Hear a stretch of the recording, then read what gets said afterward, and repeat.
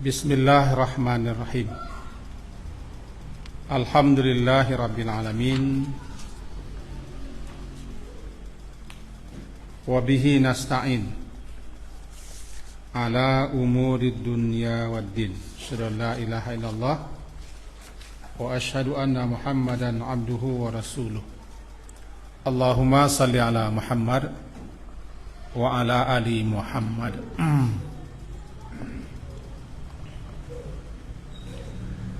Melanjutkan kajian kita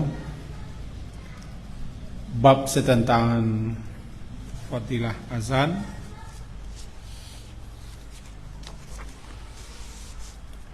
Halaman 69.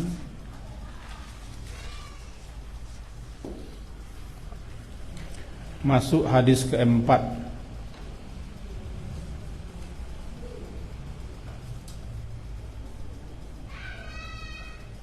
Hadis kedua ya. Hadis kedua. Sama-sama tak terkenal sih.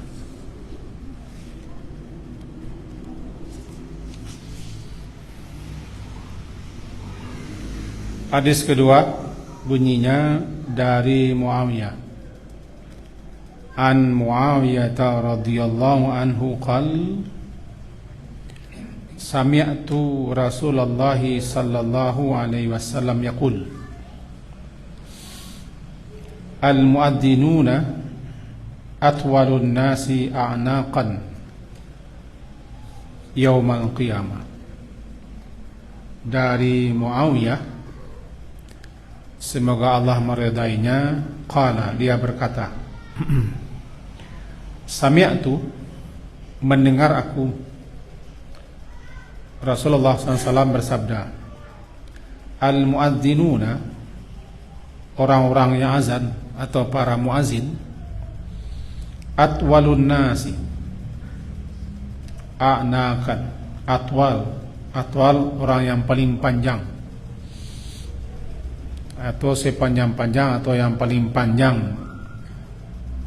A'naq, lehernya nanti yaumal qiyamah, di hari kiamat.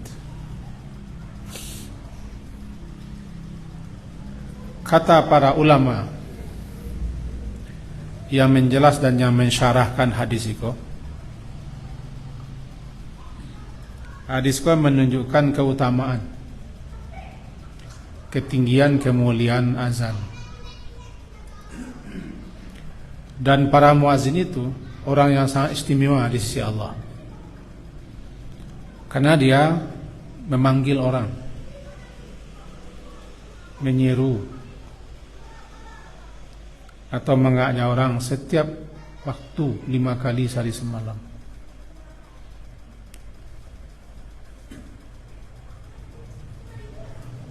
Dan disebutkan dalam ayat, wa man ahsanu qawlan mimman da'a ila Allah. Tidak ada perkataan ucapan yang terbaik selain daripada ucapan perkataan orang yang menyeru kepada Allah. Surah Fussilat kan?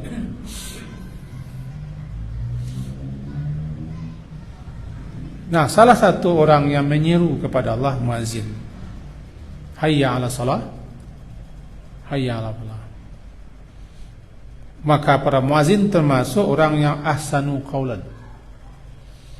Orang yang perkataannya, ucapannya adalah perkataan ucapan yang terbaik atau sebaik-baik ucapan. Sehingga diperintahkan siapapun yang mendengarkan azan itu untuk diam. Karena dia sedang mengumandangkan kalimah-kalimah yang mengingatkan orang kepada Allah. Itulah kalimat-kalimat yang membuat setan lari lintang pungkang. Nanti akan tiba hadisnya, hadis keempat tidak salah. Begitu takutnya setan mendengarkan azan, karena di situ ada kalimat takbir, ada syahadat, sehingga setan itu lari terbirit-birit saking takutnya sampai kentutnya keluar. Dalam sebuah riwayat dikatakan dia lari ke Rauha, Rauha. Rawauha panjang dan hamzah Rauha. Rauha itu jarak dari Masjid Nabawi kira-kira 36 mil. Kenapa sejauh itu dia lari? Dia ingin tidak mendengarkan azan. Tidak ingin mendengarkan kalimat tauhid. Kalimat pengakuan, pernyataan, ikrar itu bahwa tiada yang berhak disembah melainkan Allah, Muhammad Rasulullah. Itulah perang azan.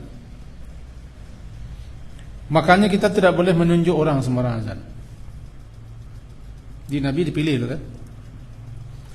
Dan di antara keistimewaannya disebut dengan aqwalun nas, atwal, asal kata tul panjang.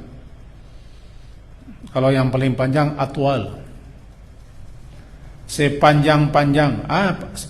Yang paling panjang a'naq, lehernya. Jadi manusia yang paling panjang lehernya nanti di hari kiamat adalah tukang azan. Ada yang memahami secara hakiki, yang panjang lehernya, sehingga nampak inilah para muazin. Ada ulama kita memahami bukan hakiki, majazi.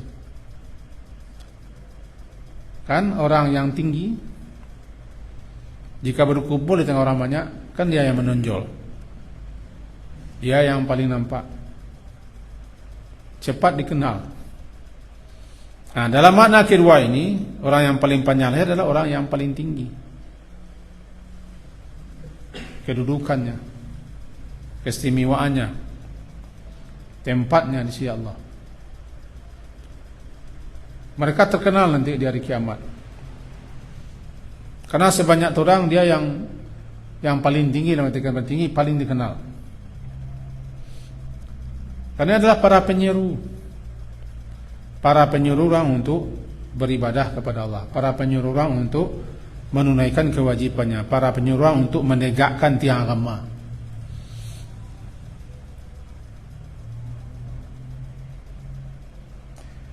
Dan inilah keistimewaan muazin yang dicemburui, yang didengki oleh orang-orang lain adalah para muazin.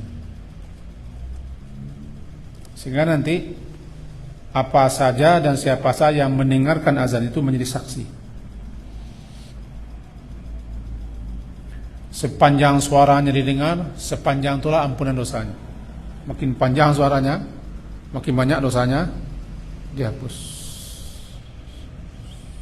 Nah, kemarin kita sampaikan berbahagialah orang yang suaranya bagus, enak didengar, keras, sehingga banyak yang menjadi saksi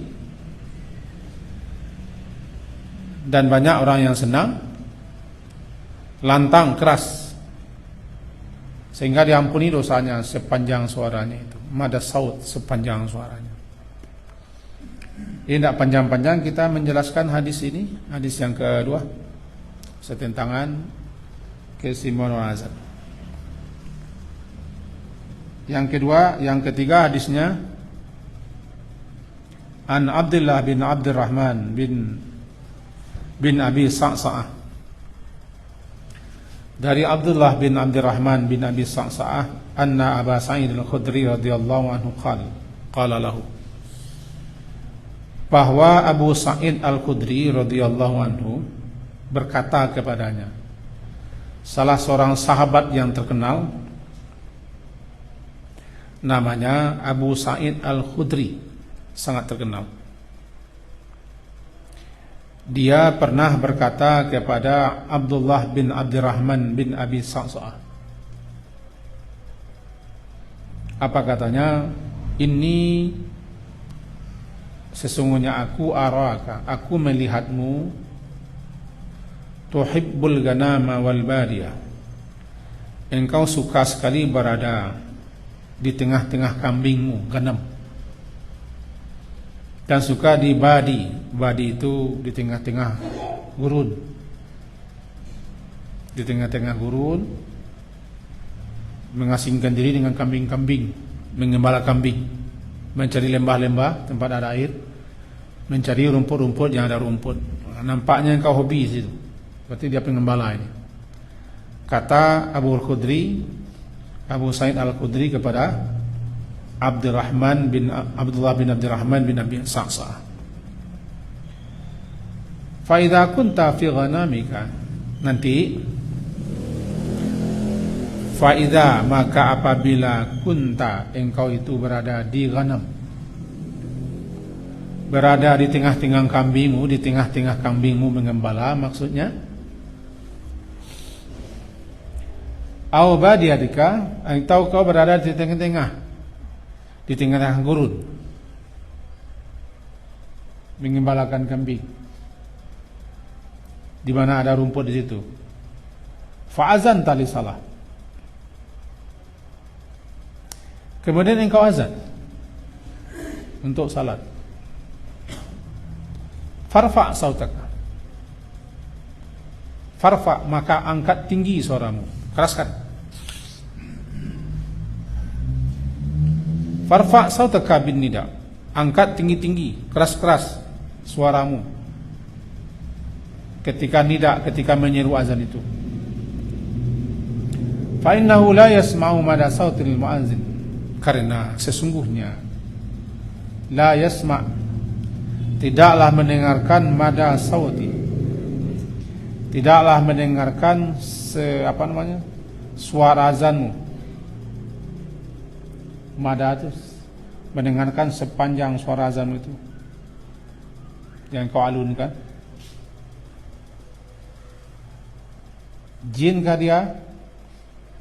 Dan tidak pula dia manusia. Wala syai', dan tidak pula sesuatu pun yang mendengarkannya, jin, manusia atau sesuatu, illa syahida lahu yaumal qiyamah, melainkan dia menjadi saksi baginya di hari kiamat. Qala Abu Sa'id, berkata Abu Sa'id Al-Khudri, sami'tuhu, aku dengar seperti ini dari Rasulullah sallallahu alaihi wasallam, rawahul Bukhari. Mari kita pahami sedikit. Ada berapa orang sahabat dan generasi setelah beliau itu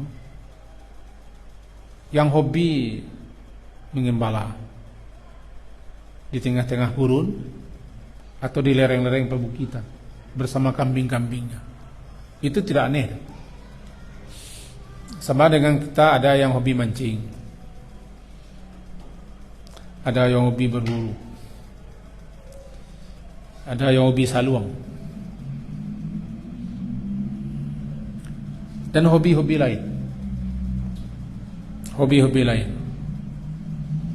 Si sahabat ini, itu Abu Sa'id Al-Khudri, mengatakan kepada orang itu, kepada Abdullah bin Abdurrahman ini, nampaknya engkau suka berada di tengah-tengah kambingmu dan di padang-padang gurun, mengembala, menyepi dan sampai sekarang masih banyak orang-orang Arab itu yang suka di gurun-gurun. Namanya Badawi, orang gurun, hidup di pelosok-pelosok, hobi, tidak mau bergaul ke tengah kota-kota. Arabi namanya, sampai sekarang. Nah, kata Abu Sa'id Al-Khudri kepada Abdullah bin Abdurrahman ini, nanti ketika masuk salat, engkau azan. Nah, azan itu tinggikan suara, keraskan, dan lamakan azan. Tinggi, keras, panjangkan azan.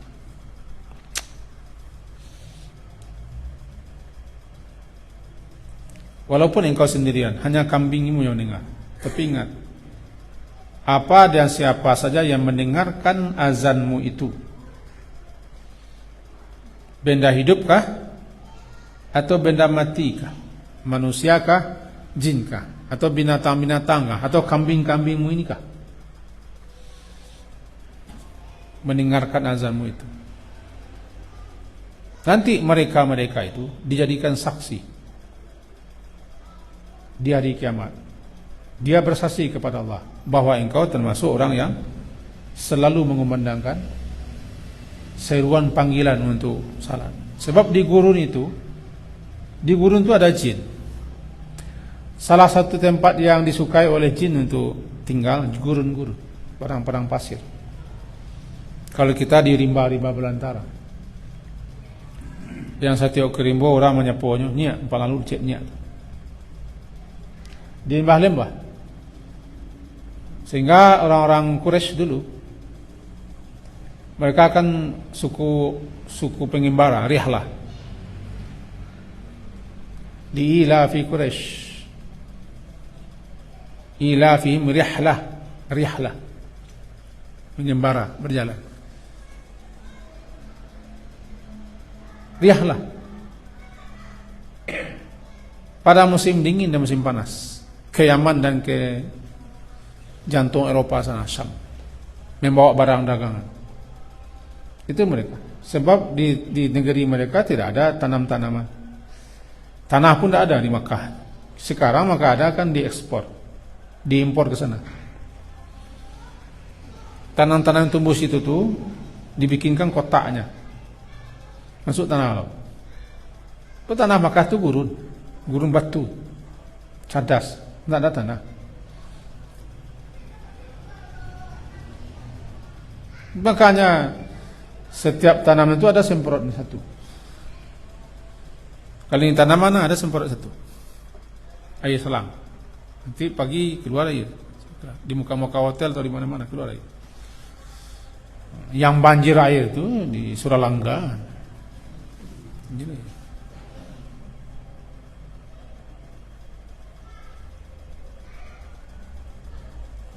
Jadi kembali kita kepada yang tadi,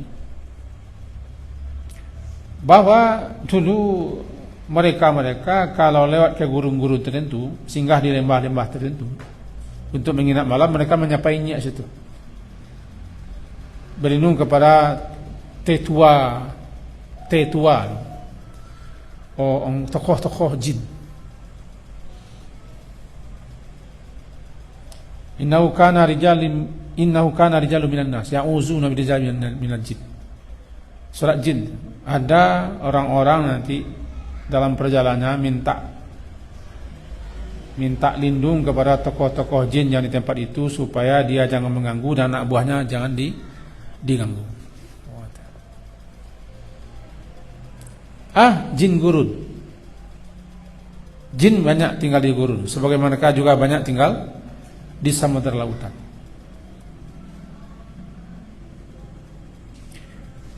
Jadi si Abdullah bin Abdurrahman bin Abi Sa'sa'ah ini, dia suka di gurun. Nanti masuk waktu salat, azanlah, dan tinggikan suara, panjangkan dan tinggikan suara. Tinggikan suara. Di sini disebut dengan mada sautil muazin. Mada. Apa itu mada? Sepanjang suara muazin itu. Ghayatu sauti, sepanjang suaranya. Azan, dikatakan azan dipanjangkan suara, tinggi panjang. Nah, siapa saja yang ada di gurun itu, jinkah, manusiakah, hewankah, atau sesuatu apa yang lainkah, nanti semuanya mereka dihadirkan sebagai saksi di pengadilan Allah. Hari saat di mana proses hisab itu salah satunya menghadirkan para saksi-saksi. Kan saksi-saksi nanti banyak. Berdasarkan ini, siapa yang azan di musala kita nih? Azanlah, tinggikan suara, tapi jangan sama rakyat saya. Tinggikan suara, lamakan. Baguskan suara, tinggikan. Model Bilal ditunjuk, dia menjadi azan. Dia yang ditunjuk Rasulullah dan dipilih, bukannya sahabat yang dapat mimpi itu. Karena suara azan, suara Bilal itu keras, bagus, panjang. Kan kemarin sudah kita sampaikan, Bilal itu azan di atas loteng sebuah rumah yang agak tinggi di Madinah, di luar masjid. Azan itu.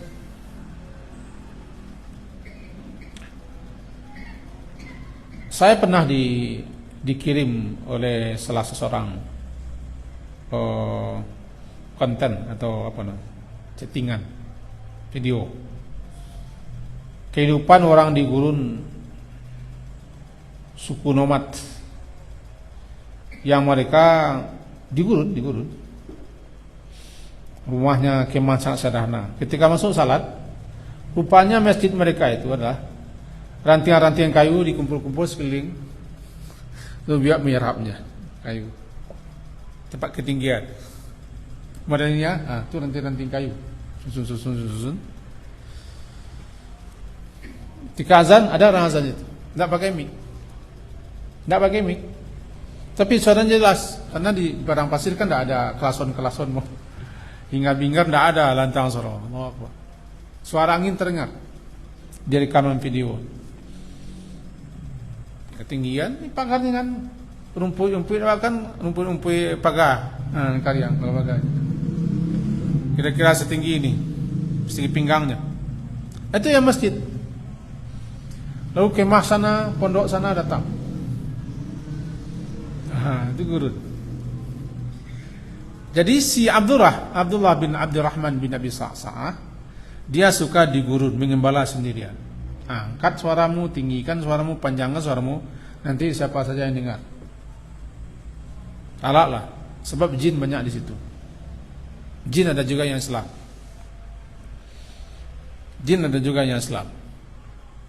Dan jin juga akan jadi saksi.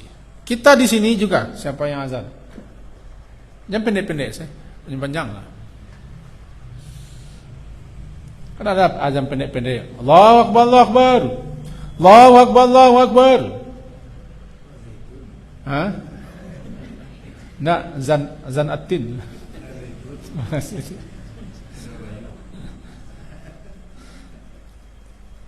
Lama kan?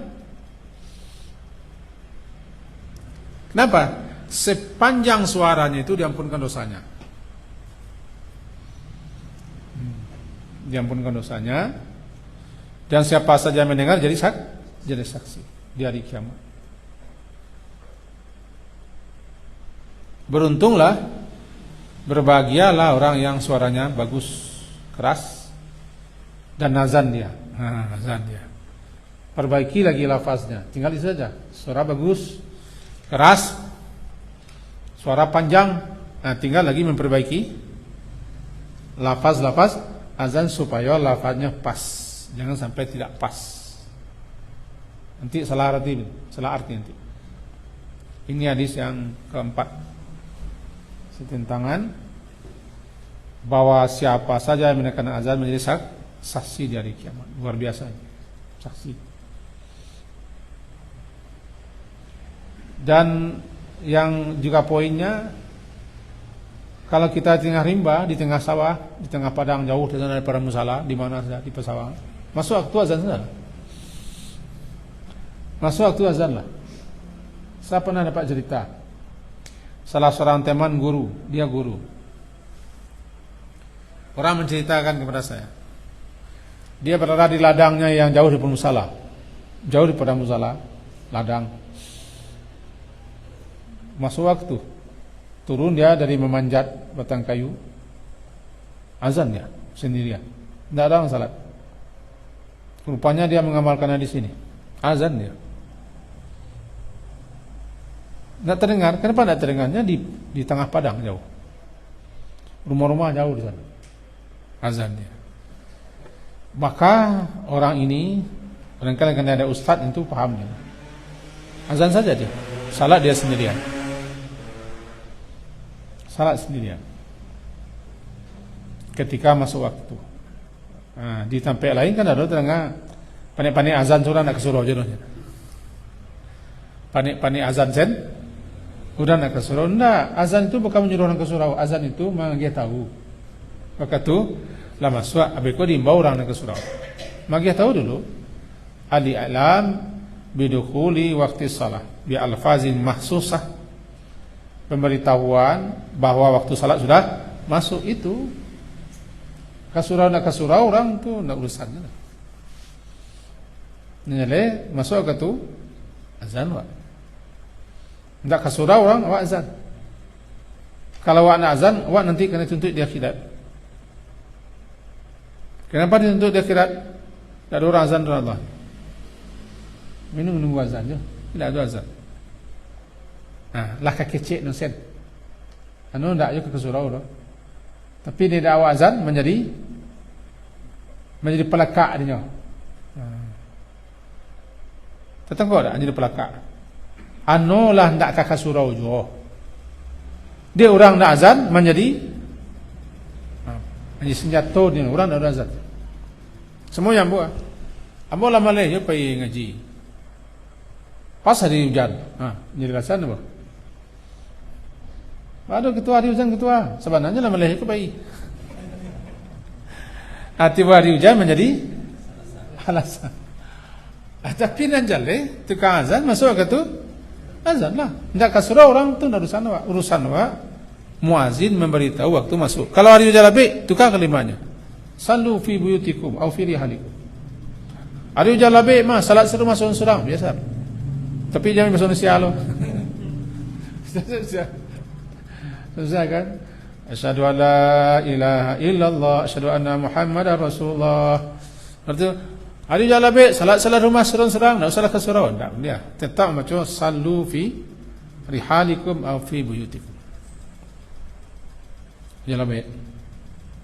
Tapi zaman kini selebih-lebih hujan tidak masalah. Tidak masalah. Kecuali orang sakit ada demam.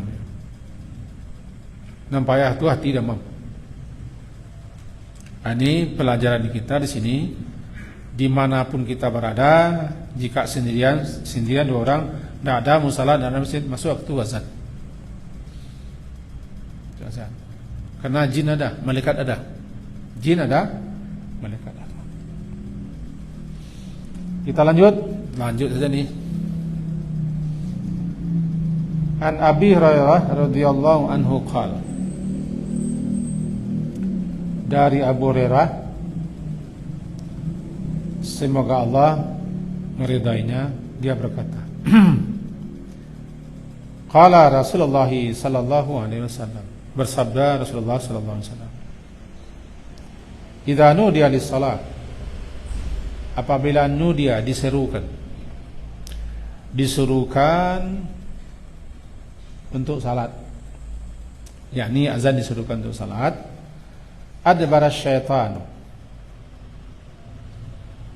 setan maka dia lari membelakang. Begitu saking takutnya dengan azan itu, sampai lahu durat.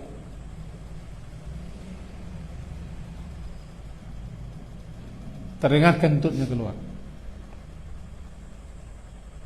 Durat tu kantik karih. Hatta la yasma'an ta'zid, hingga dia la yasma', tidak mendengarkan lagi ta'zid, suara panggilan azan. Fa idza qudiyatin nida, fa idza maka apabila qudiyat telah selesai dikumandangkan nida, seruan itu, aqbala dia datang lagi, hatta idza suiba, hingga apabila nanti diikamatkan salat, suiba taswib di salat, adbara dia kembali lari sejauh-jauhnya, hatta hingga apabila telah selesai pula taswib itu, ikamat itu, dia datang lagi hatta yahtur, hingga dia yahtura bainal mar'i wan nafsi, hingga dia memberikan kacau macam-macam lah terpikirkan antara seorang dengan dirinya sendiri. Dia berkata, uzkur kada wa uzkur kada, ingat ini dan ingat ini. Lima lam yadhkur, apa yang tidak dia ingat maka ingat dia. Apa yang tidak dia ingat, malam yadhkur min qablu, apa yang sebelum salat dia ingat, dalam salat ingat dia. Itu setan yang mengingat-ingatkan. Hatta yazalla rajulu ma yadri kam shalla, hingga yazalla, hingga menjadilah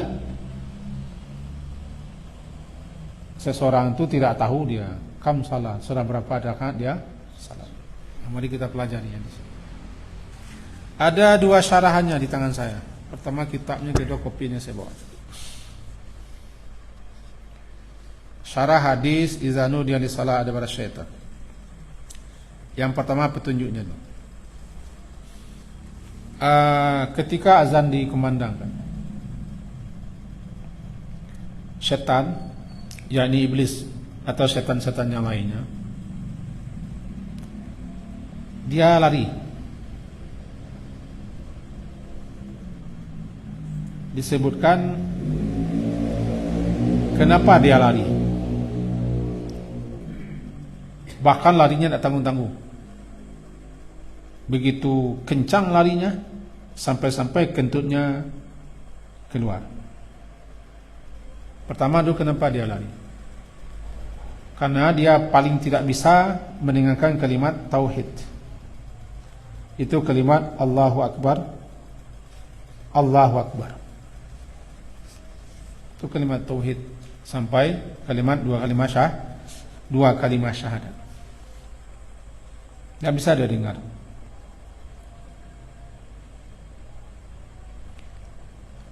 Sampai-sampailah para ulama juga menyebutkan, kapan saja kita menengok setan, atau ketemu setan, atau diduga ada setan atau jin, azanlah. Bukan azan untuk salat, tapi bacalah lafaz-lafaz azan. Karena dia takut dengan azan. Bukan azan untuk salat, enggak, bacalah lafaz-lafaz azan. Kalau ini bayang-bayang ini atau menakutkan, atau dia menjelma dalam bentuk sesuatu, menggunakan azan. Juga disebutkan dalam sebuah kitab bahwa jika api membakar sebuah rumah, makin besarnya azan. Kenapa azan? Yang membesarkan api itu setan, ditiupnya. Lalu kenapa azan? Supaya setan itu berhenti minum larinya. Wallahu a'lam. Ini tidak hadis. Cuma begitu penjelasan-penjelasan yang kita jumpa. Sekali lagi ini tidak hadis. Tapi malah disebutkan alasannya begitu. Kenapa azan? Api itu berkobar karena setan menghembus-hembusnya supaya manusia menderita dan rugi. Hembusnya. Nah, supaya dia berhenti menghembus, azanlah, lari tukang tiup, lari tukang saluang, dan seterusnya. Tempat setan tidak bisa mendengarkan itu. Jadi walau durat, dan dia terkentut. Durat itu kentut keras. Malapohnya itu durat. Kalau malasui fusa namanya. Nah, fusa. Itu gambaran begitu lari dia jauh-jauh, sampai larinya itu 36 mil. Sittah wa salasuna, 36 mil jaraknya daripada Masjid Nabawi. Berapa jauh itu? 1 mil berapa? Ini sekilo lebih kan? 36. Berapa jauh lari? Kenapa sejauh itu? Dia ingin jangan sampai terdengar begini azan.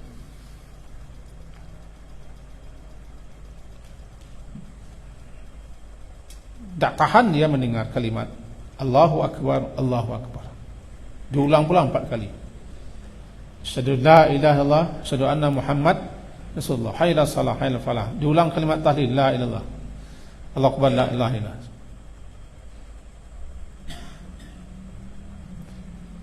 Maka di situ diajarkan kita, kalau azan sungguh-sungguhlah azan, betul-betullah azan, ikhlaslah azan,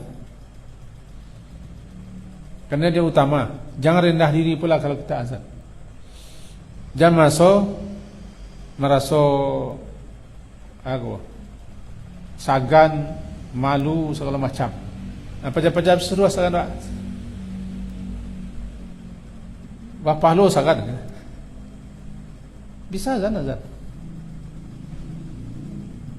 Bahkan kita yang azan terus, mintalah. Asalkan jangan meminta sesuatu di balik itu. Azan. Sebab ketika azan dikumandangkan itu nampaklah setan-setan lari. Kata guru saya dulu, wallahu alam, anjing-anjing yang ada di sekitar masjid menggonggong. Yang digonggongnya bukan azan, dan dia bukan menyahut azan. Melihat setan-setan lari berkatabungan. Wallahu alam. Tidak ada di sini. Itu pemahaman salah seorang ulama. Anjing yang ada di sekitar masjid. Kalau ada jin-jin setan-setan sekitar masjid itu, dengar dia azan, lari ya. Setan apa? Anjing kan melihat setan. Lari gampang. Sehingga mau lolong dah. Yang kecil lo nyanyi azan itu. Pandai lo yang kuat azan Wallahu a'lam. Wallahu a'lam. Kenapa? Ya ada hadis. Itu pelajarannya. Yang berikutnya, setan itu datang kepada kita yang akan salat agar menggagalkan kita, jangan salat atau terlambat salat atau tidak usah salat jemaah. Dibisik-bisikkannya, digoda-godanya, disuruhnya kita bagaimana begini begitu. Sehingga bisa jadi gagal salat atau terlambat salat. Atau ada-ada saja yang diingatkannya, itu setan. Andaikan dia gagal, tidak berhasil, dia tidak senang. Sampai bisikannya berhasil. Itulah kita yang pelambat ini. Saya juga pelambat ini. Bagi kita yang uli, lambe, lazan orang mana? Atau lagi kamat baru. Sampai ketika beruduk orang diganggunya. Jadi orang yang bermain-main di tempat uduk itu karena setan, karena si al-walhan. Setan spesialis mengganggu orang beruduk namanya al-walhan. Lama-lama tempat uduk mau tahu sampai dulu membuang-buang air sampai dulu. Kalau di kami anak-anak tu adu-adu saya bahan cerita dia. Kadang-kadang ayah butanya anu mau tanya. Ayah butanya mau tanya. Kadang-kadang buang-buang air. Ini mau saya anak-anak. Tapi ada lo anak-anak nala banyak kulit putih. Ada juga itu. Kenapa gitu? Itu berhasil setan menjeratnya. Lama membuang-buang air. Sak wasangka rasukadun lalu merasiah jo tepernya setan. Atau mota sambia otak aku kerih logo otak setan. Nah, ketika azan dikumandangkan, ketika itulah setan lari. Tidak ada setan. Tapi kalau ada pula orang lari,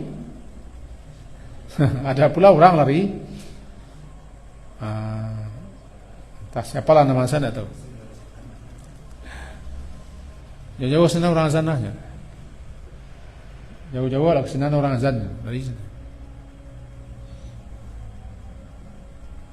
Siapa nama orang ini?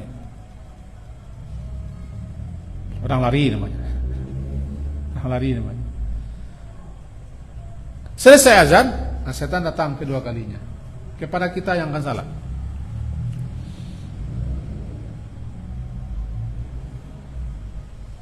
Sehingga ketika kita masuk masjid, kan kita disuruh baca doa. Allahumma inni apa bacanya? Auzubillahi.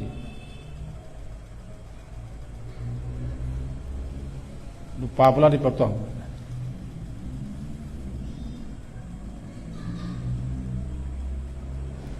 Biwajhil karim wa sultanil qadim minasyaitonir rajim. Allahumma inni a'udzubika. Allahumma in apa pangkanya lawalnya. wa sultanil qadim minasyaitonir rajim. Ayat tu. Wa sultanil qadim minasyaitonir rajim. Kan minasyaitan. Ketika akan masuk masjid. Jawab yang paling apik kan yang pendeknya. Allahumma firli wa ftahli abwaaba rahmati. Lah. Iya, betul lah. Tapi ada yang panjang digabuang-gabuang. A'udzu billahil azim wa biwajhil karim wa sultanil qadim minasyaitonir rajim. Berlindung kepada Allah dari setan, sebab setan mengiringi kita. Maka siapa yang baca itu akan masuk masjid, tinggal setannya keluar. Tinggal setan keluar. Sebab dia mengiringi kita ke masjid. Masuk dia ke masjid kita. Ketika azan dia lari. Selesai azan datang. Nah, ketika duduk-duduk masjid itu adu-adu saya, kok mota lah, kok baca cerita lah, kok mangalah di masjid, Pak. Itu pengaruh setan. Lah tiba di masjid, lah capek, tapi waktu mota masjid. Atau lain kerana Jawa. Tidak berzikir, tidak berdoa, tidak salat sunat, itu kerana Jawa. Ketika ikamat, lari-lari. Sebab kalimat itu pengulangan kalimat azan. Ketika kan idza suiba, ketika diikamatkan. Ketika diikamat suiba bisalah, adbara, dia lari lagi. Adbara, membelakang, lari di kampung-kampung hatta sampai apabila telah selesai itu apa? Taswib, ikamat dikumandangkan. Dia datang kali yang ketiganya. Datang kali yang ketiganya itulah dia membisik-bisikkan segala macam yang patut dibisikkannya. Di antaranya karena ini ingat itu. Mulut-mulut tak terkena, tapi dalam salat terkena. Itulah setan. Kadang-kadang dicurinya gitu, namanya ikhtilas. Dicurinya perhatian kita kemana-mana. Sama dulu. Satu awak pasti dicuri oleh setan salat awak. Satu awak pasti dikanan oleh setan dan lain-lain. Itu gigihnya setan. Bagaimana supaya ibadah kita jangan sempurna, jangan lengkap. Bagaimana supaya jangan khusyuk. Sampai ujungnya beko orang yang salat itu tidak terkena adanya labara rakaat no. Kenanya dibawa syukurlah kalau lupa kita diajari oleh Nabi, namanya sujud sah. Syukurlah. Cuma masalahnya sejauh mana kita dibawa setan, segitu kita kerugian. Sejauh mana kita melengah, salam itu kita tidak nampak. Berapa banyak jamu cetok ayam, segitu padi hilang. Tapi habis disosohnya di tiak sadwalahnya, tidak sembahyang oleh. Apa itu?